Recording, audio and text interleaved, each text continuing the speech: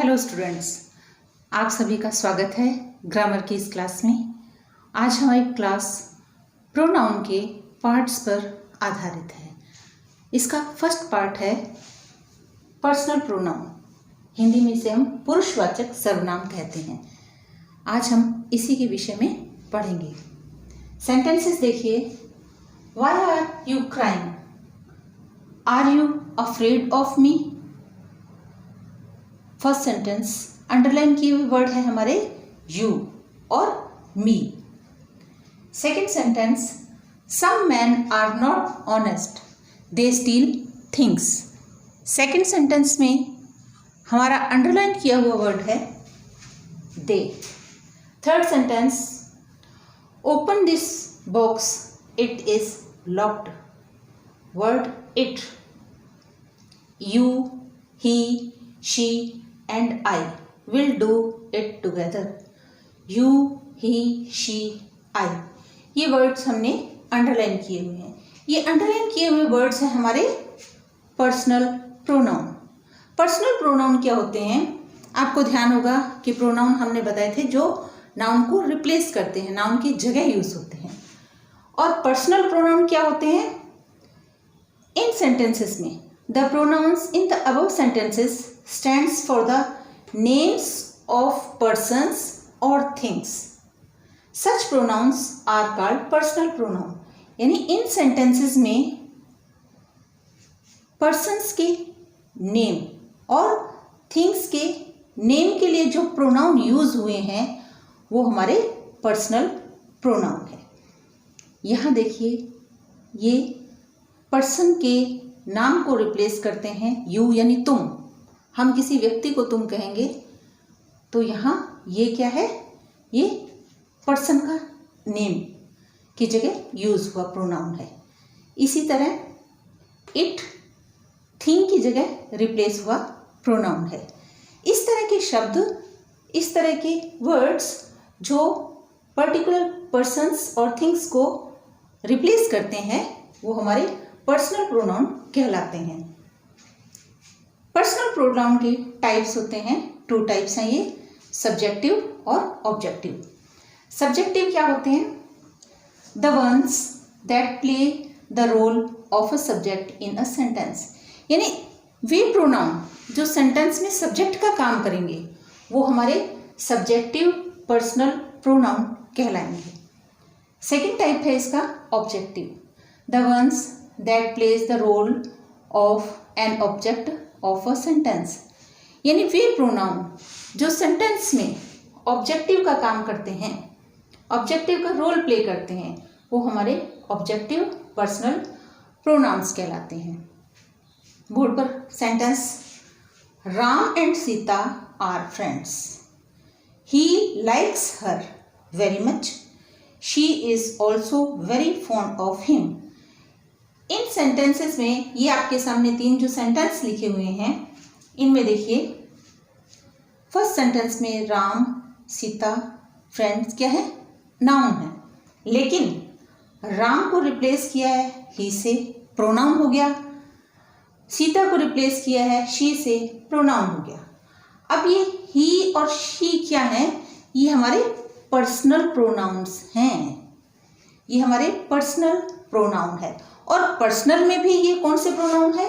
ये सब्जेक्टिव है, क्योंकि ये ही और she, he likes her very much, इस सेंटेंस में ही, और she is also very fond of him, इस सेंटेंस में शी हमारा सब्जेक्ट का काम कर रहा है।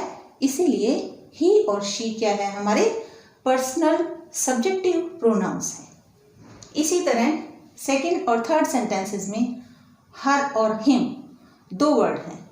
ये हमारे ऑब्जेक्टिव का काम सेंटेंस में कर रहे हैं, इसलिए ये क्या है? हमारे पर्सनल ऑब्जेक्टिव प्रोनाउंस हैं।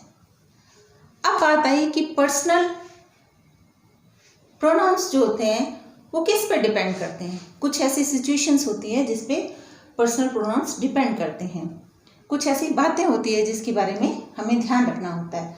तो personal pronoun depends on number, person, gender and case. इसके बारे में हम अभी एक टेबल बना के डिटेल में स्टडी करेंगे, जिससे आपको फटाफट समझ में आ जाएगा कि कौन सा सब्जेक्टिव है, कौन सा ऑब्जेक्टिव है। अभी अपन पढ़ रहे हैं पर्सनल प्रोनाउन, और मैंने आपको बताया कि पर्सनल प्रोनाउन में दो टाइप होते हैं, सब्जेक्टिव एंड ऑब्जेक्टिव।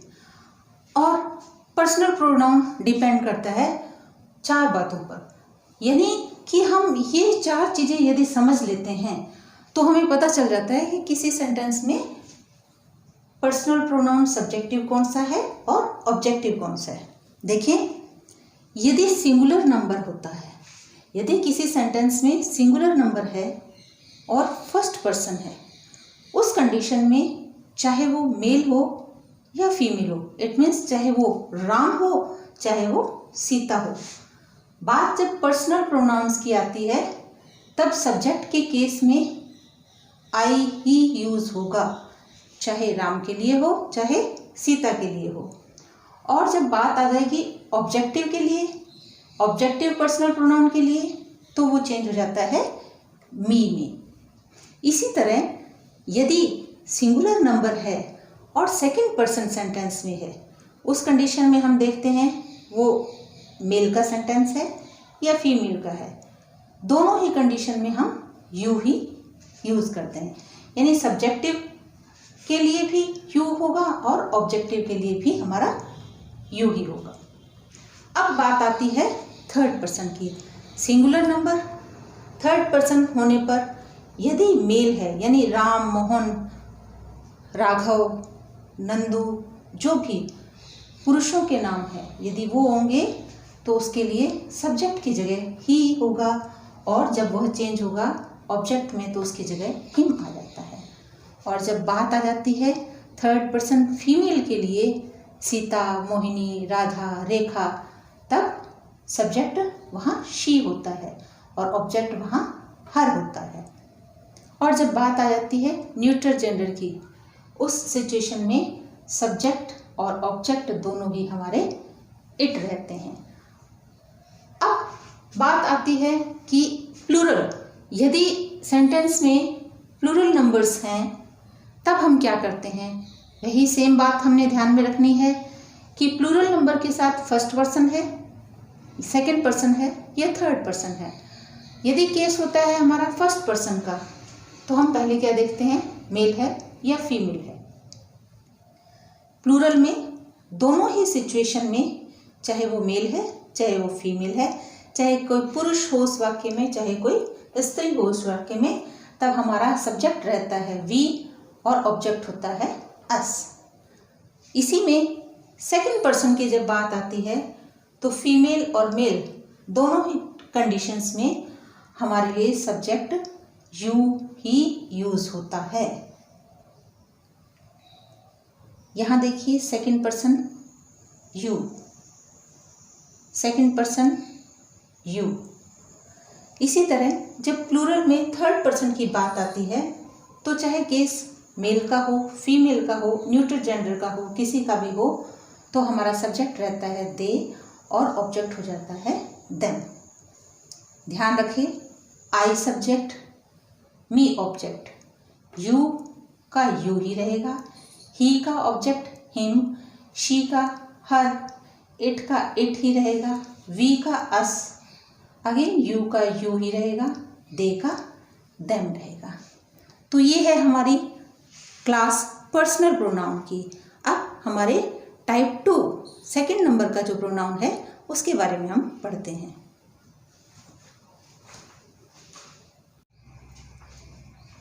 प्रोनाउन का दूसरा भेद है, दूसरा प्रकार है पोजेसिव प्रोनाउन, यानी अधिकारवाचक सर्वनाम। पोजेसिव का मतलब स्वयं का, जिस पे हमारा अधिकार हो, जिससे हमारा संबंध हो। This bat is mine, that car is ours, this pen is hers. इनमें क्या है, माइन, अवर्स, हर्स।